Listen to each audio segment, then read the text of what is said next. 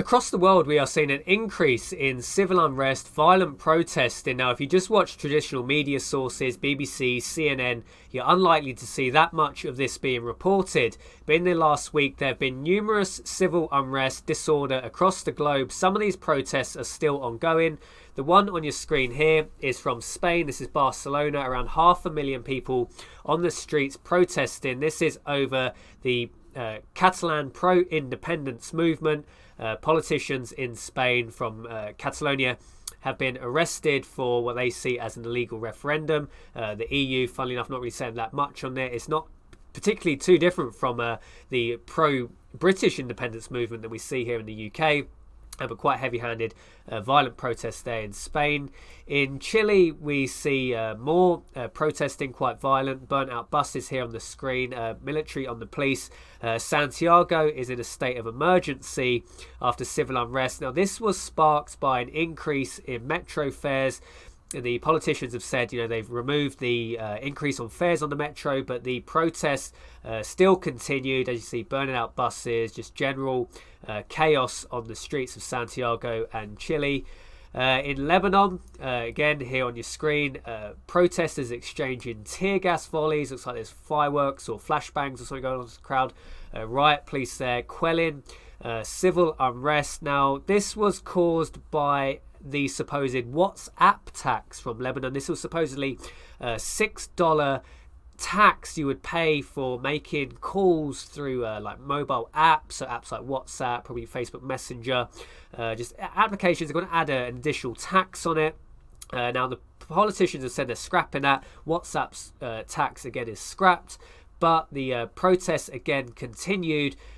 This is also part of wider anger from Lebanon. People just not happy with the living standards that they are receiving. So, triggered by WhatsApp tax, but like many other protests, has more than one reason why people are protesting. This one did make the news in the UK. This is Dutch farmers blocking roads. They drove their tractors to The Hague to protest nitrogen emissions, which they feel that the legislation going through on nitrogen emissions, this is obviously part of climate change, being good for the environment. Legislation on nitrogen emissions, it will adversely affect farmers. It will tighten, it will basically making profit harder for farmers. So this is almost kickback from the other protests that we've seen lately, the Extinction Rebellion ones. This is the other side of it. These are the farmers that are seeing legislation go through that is making their business harder and harder to make money. Being a farmer is typically quite a hard industry to maintain profits in. We see that in the UK. We see that across Europe. Many farmers giving up and just kind of leaving it to the big corporations to farm. So that's what's happening in Holland, in the Netherlands. Obviously ongoing, this has been going on for a long time now. The Hong Kong protesters protesting what they see as more encroachment from China. This obviously worry, China being a lot more authoritarian than the people of Hong Kong would like. But these protests have been going on for weeks and weeks now in Hong Kong. And obviously the other ongoing long-term protest, the Yellow Vests, Gilet Jaunes, in France, protesting not just in Paris but many towns and cities across France. The video here is from Toulouse. Act 49. The Yellow Vest movement has been going on for nearly 1 year now. In another 3 weeks will be up to Act 52. That will be the 1 year anniversary. So this problem isn't going away. Obviously the protests now aren't as big as they were, but after nearly a year, how much would you really expect?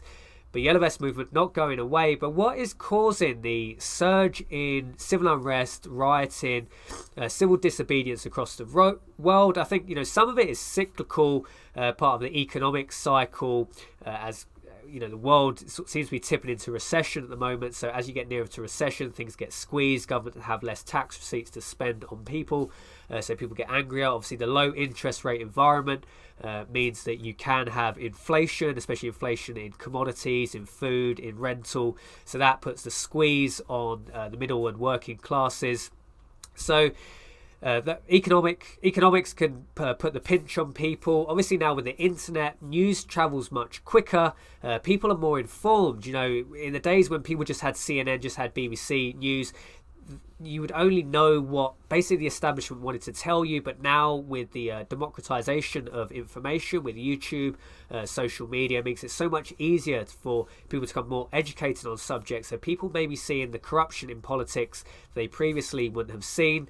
Obviously now with YouTube, you can see what's happening in Hong Kong, in France, in Holland, in Chile.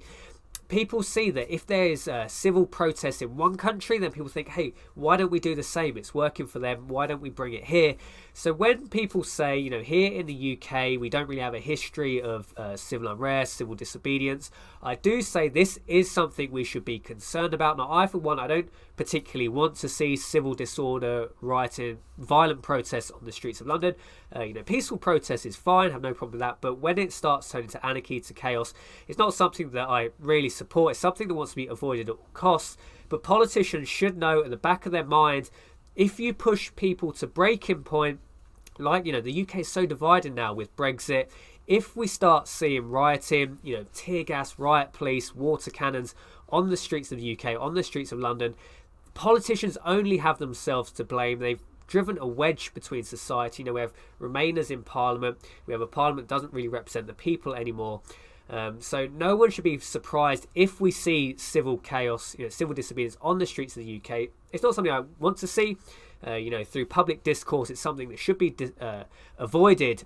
But I think so many politicians don't represent the people anymore. If we start seeing chaos like Chile, like Lebanon, like Hong Kong on the streets of the UK, no one should be surprised, especially in the 21st century, how quickly information moves across the world. What are your thoughts and opinions on this? Why are we suddenly seeing so much mass protest across the globe? Is it just economic? Are people just frustrated at political classes that no longer represent them? I think that's probably closer to the truth than necessary economic problems. The economy is not that bad yet. It will continue to degrade over the next few years. But I think just across the globe, people just feel disconnected from the politicians that represent them.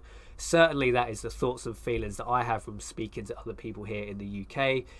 Jason from Liberty Bunker signing off, and I'll see you in the next video.